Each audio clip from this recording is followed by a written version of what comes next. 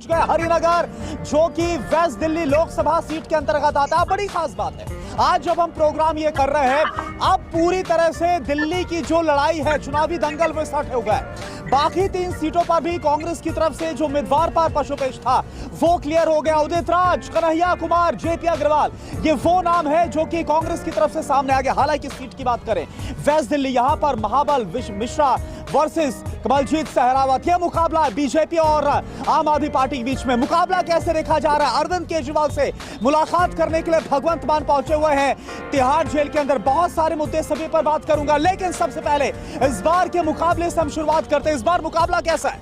इस बार मुकाबला बड़ा टफ रहेगा बीजेपी के लिए, क्योंकि जो भ्रष्टाचार की वो बात करते थे, भ्रष्टाचार पे चुनाव लड़ने की बात करते थे, तो भ्रष्टाचारी लेकर चुनाव लड़ रहे हैं। जिनको भ्रष्टाचारी कहते थे उन्हीं को लेकर आज वो चुनाव लड़ने जा रहे हैं। तो भ्रष्टाचार, इसकी बात आप कर रहे हैं? भ्रष्टाचारी की डेफिनेशन क्या है ये बताएं पहले। चाहे वो नवीन जिंदल है, चाहे हेमंत बिस्वा है, चाहे वो हमारे आप देखिए जो उन्होंने अजीत पवार हैं, सभी तो भ्रष्टाचारी। 25 भ्रष्टाचारियों को टिकट उन्होंने दिया है। क्या ये बातें, ये मुद्दे क्या दिल्ली की जनता के बीच में भी हैं क्या? बिल्कुल दिल्ली की जनता के बीच में मुद्दे हैं। दिल्ली में उन्होंने अपनी टिकटें बदली, तो किस लिए बदली? उनके सांसदों ने काम नहीं किया था, उन्हें भी पता है, इसलिए उनको टिकटें बदलनी पड़गी। अगर मोदी लहर होती तो वो अपने सांसदों की टिकट क्यों बदलते? इससे पता चलता है कि मोदी लहर खत्म हो चुकी है, क्योंकि विकास पे और इस पे बेरोजगारी पे और महंगाई पे तो कोई चर्चा करना ही नहीं चाहता। अरविंद केजरीवाल की गिरफ्तारी पर क्या बोलेंगे? भगवंत मान अभी इस वक्त मुलाकात करने के पहुंचे भी हुए तिहाड़ जेल। ये गलत किया है, चुने हुए मुख्यमंत्री को अंदर कर दिया। आज तक कभी सुना आपने ऐसा?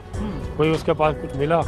एक पैसा नहीं। बीजेपी आरोप लगा रही भाई आबकारी में घोटाला हुआ, आबकारी नीति में, और उसके बाद उनकी गिरफ्तारी हुई। ईडी अपनी कार्रवाई कर रही है। बीजेपी जो मर्जी लगाती है ना, उसके घर की खेती ईडी, जिसको चाहे अंदर कर दे। कार्रवाई तो सेंट्रल एजेंसी ईडी ने की है ना।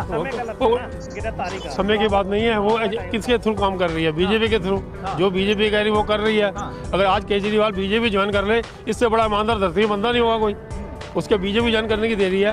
केजरीवाल जैसा ईमानदार कोई होगा नहीं धरती के अंदर।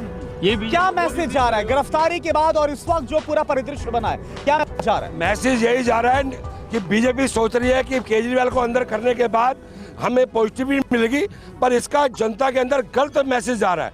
और इसका गलत मैसेज ये जा रहा है कि आप नेगेटिव जा रहा है, बिल्कुल नेगेटिव जा रहा है। लोगों को मन में नेगेटिव जा रहा है, बिल्कुल नेगेटिव जा रहा है। लोगों के मन में गलत हुई, बिल्कुल गलत हुई है, और वो गलत टाइम पे हुई है। ठीक है, कानून अपना काम करेगा। उन्होंने जो घोटालेबाजी किया उसकी पूछताछ होगी, वो अलग विषय है।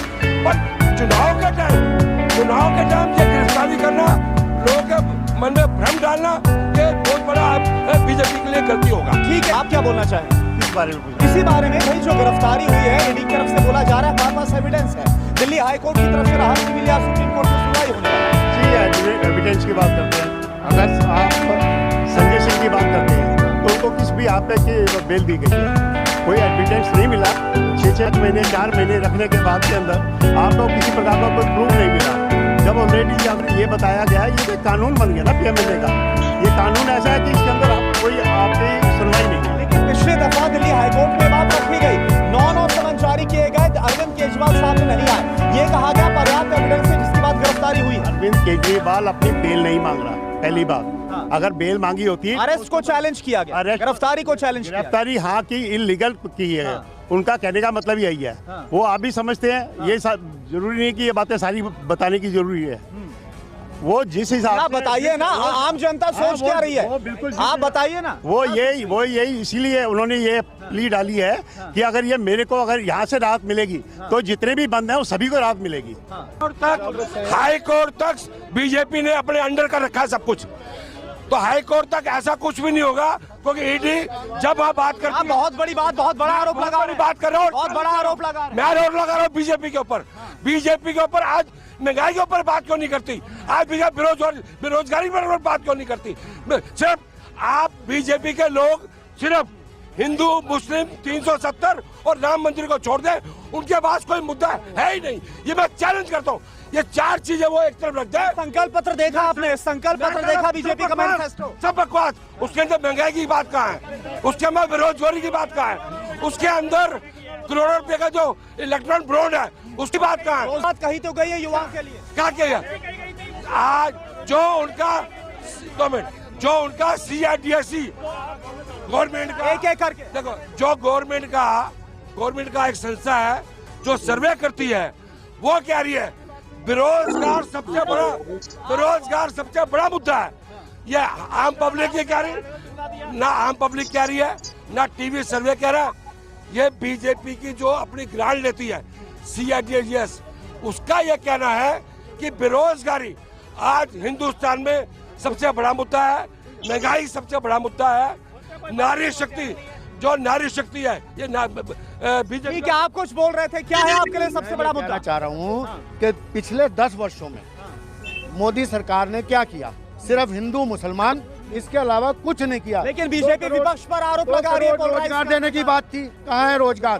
बल्कि आज की स्थिति यह है कि पिछले 50 वर्ष के इतिहास में बेरोजगारी दर सबसे ज्यादा 13%, हिंदुस्तान में कभी भी 6%, 7%। ये मुद्दा है इस बार आप लोगों की भी? ये मुद्दा है। पंजाब में आम आदमी पार्टी की सरकार बनी है, तभी से मोदी जी हिले हुए हैं। केजरीवाल से डर लगता है उनको, इसलिए किसको डर लग रहा है? केजरीवाल जी से मोदी जी को डर लगता है। जब से पंजाब में आम आदमी पार्टी की सरकार बनी है, तभी से डरे हुए हैं वो।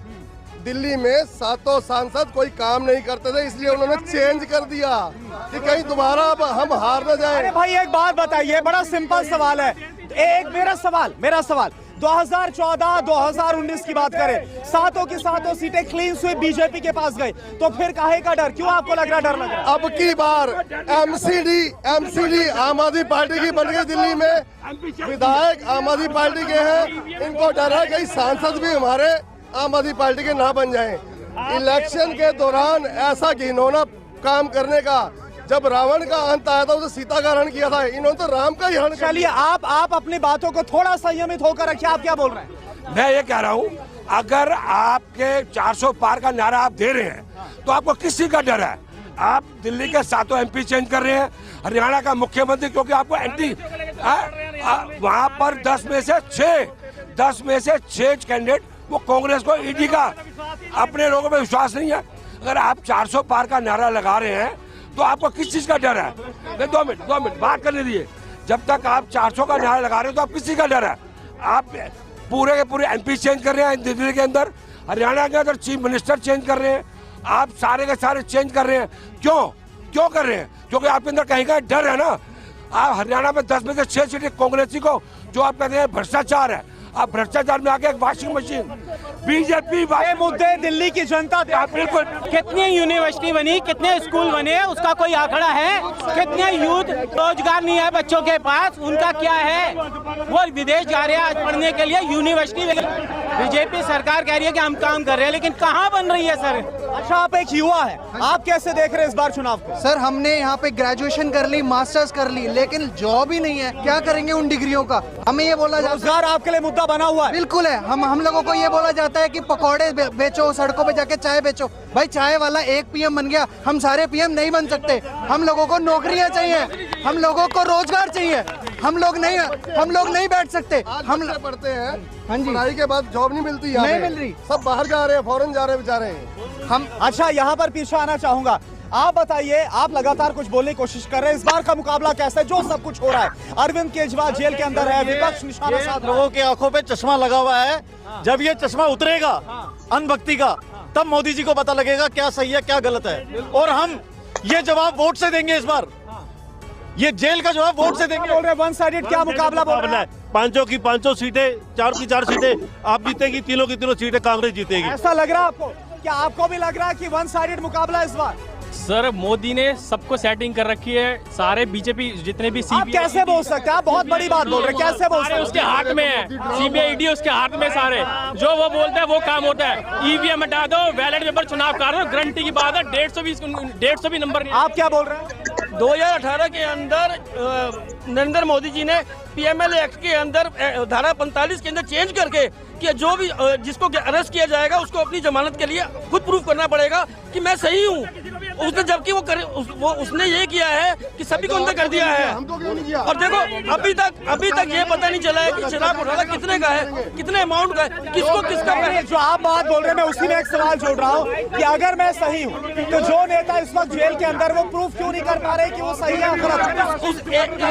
इस टाइम पे सही ये है ना कि जो अगर मोदी जी को इलेक्शन लड़ना था ना, कुछ नहीं करना, सिर्फ 543 MP के ऊपर ईडी भेज